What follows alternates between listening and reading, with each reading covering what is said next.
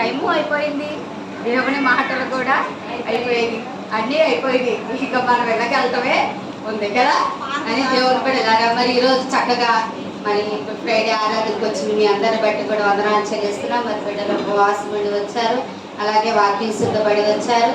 మరి చాలా మంది చెప్పమని అడిగితే వాళ్ళు ధైర్యం లేక చెప్పమన్నారు. అసలు ధైర్యం ఎవరికి ఉందా చెయ్యమన్నానండి. ఎందుకంటే వాక్యం చెప్పడానికి కూడా చెప్పు చెప్పు అంటే చెప్పరు.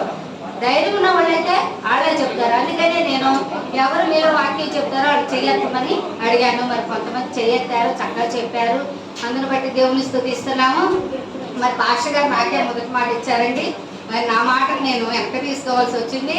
ఎందుకు అంటే చెప్పేవాళ్ళు చాలా మంది ఉన్నారు. మీరు బాధపడకూడదు, మేము బాధపడకూడదు, అవునా కదా. చాలా మంది సంఘాలు యవనస్తు పాటలు పాడుతుంటే, వాళ్ళ సాక్ష్యాలు చెప్తుంటే, వాళ్ళ వాక్యాలు చెప్తుంటే నాకు కూడా అనిపించింది, మా సంఘంలో యవన బిడ్డలు కూడా పురుషులు ఎప్పుడు నిలబడతారో, ఇలా ఎప్పుడు సాక్ష్యాలు చెప్తారో, ఇలా ఎప్పుడు వాక్యాలు చెప్తారో అని చాలా హృదయంలో ఆశ కలుగుతూ ఉంటుంది. కానీ మన వాళ్ళు ముందుకు రారు, ఎప్పుడో ఒక కపిల్ తప్ప.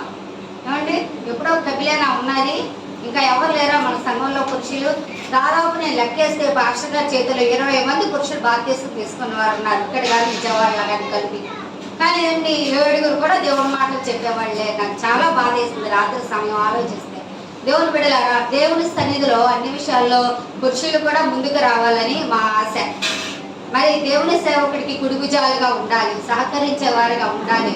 మరి యవనస్తులు చురుకైన వారిగా ఉండాలి, దేవుడు పరిచయం చేసే వారిగా ఉండాలి, ఆసక్తి కలిగిన వారిగా ఉండాలి. అట్టి వారిగా ఉంటే దేవుడు తప్పకుండా మనల్ని దీవిస్తాడు. మరి 7 మాటల్లో మనం మాటలు చూసినట్లయితే, యేసు ప్రభువు సిలువేసినప్పుడు మరి ఆయన చూడండి బాధపడితే ఏం చెప్పాడండి? అమ్మ నా కోసం కాదు, మీకోసం మీ పిల్లల కోసం ఏడమన్నాడు. అన్నీ చెప్పిన మాటలు ప్రాముఖ్యమే, కానీ ఈ మాట మనకు చెప్తున్నాడు. కాబట్టి మనం ఏం చేయాలండి?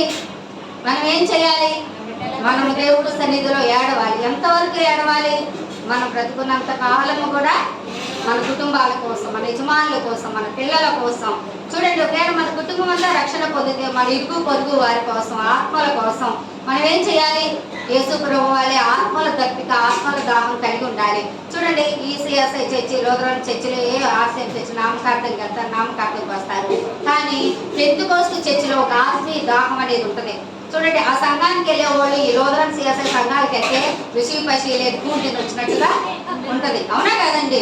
చూడండి, ఆత్మీయ సంఘానికి వెళ్ళే వాళ్ళు, పెంతెకోస్తు సంఘంలో బలపడేవారు, దేవుని వాక్యంలో విస్తారముగా నడుచుకునేవారు. దేవుని పిల్లలు ఇతర సంఘాల్లోకి వెళ్ళి నిలవలేరు, వాళ్ళు కూడా మన సంఘంలోకి వచ్చి నిలవలేరు. కాబట్టి మనకేం కావాలండి?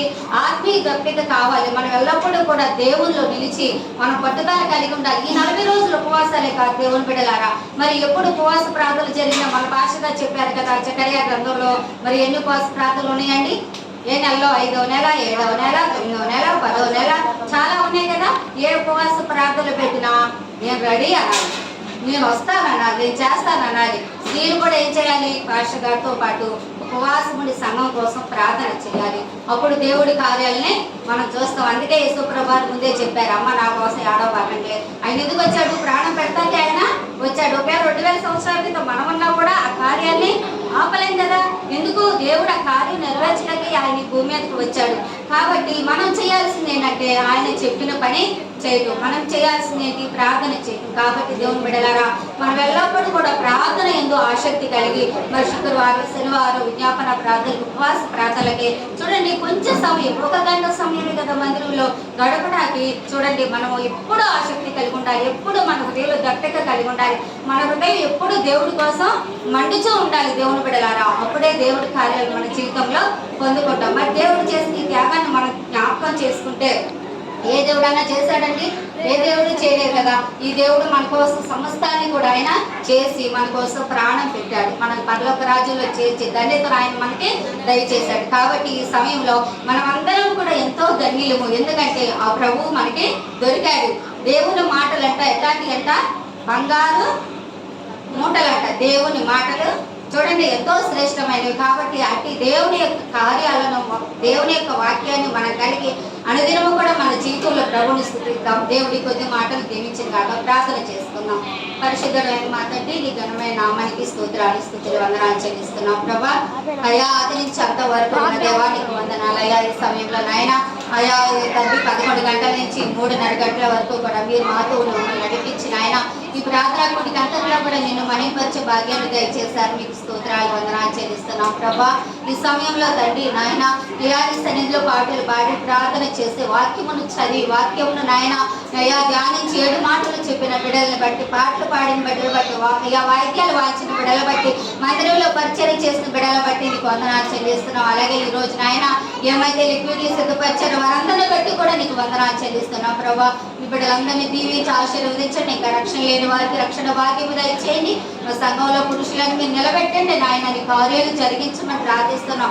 అందరికీ మంచి ఆరోగ్యాలు దయచేయండి. నీ కృపలో బలపరచమని నాయన ఈ యొక్క ఆరాధన ఆశీర్వాదం నాయన మాకు మా సంఘానికి నాయన సమస్త ప్రజలకు మీరు సమృద్ధిగా అనుగ్రహించి వేలుతో నింపమని మా ప్రభు మా రక్షకుడు అయిన యేసయ్య పరిశుద్ధ నామం అడిగి వేడుకొచ్చున్నాము తండ్రి.